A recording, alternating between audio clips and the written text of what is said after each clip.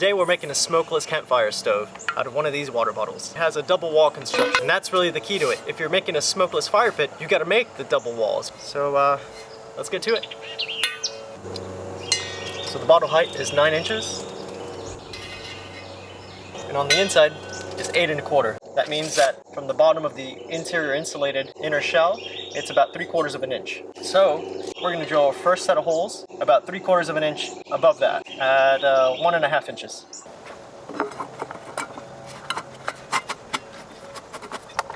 We used our largest drill bit, which is 5/16 of an inch.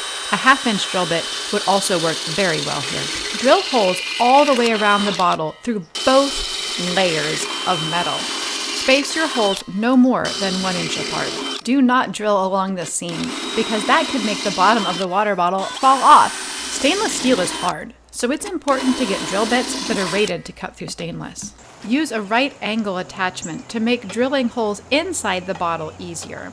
Again, use that 5/16 or 1/2 inch drill bit and drill your holes through only the inner layer of the bottle, drilling as close as you can to the top along the angled portion you should see inside the mouth of the bottle.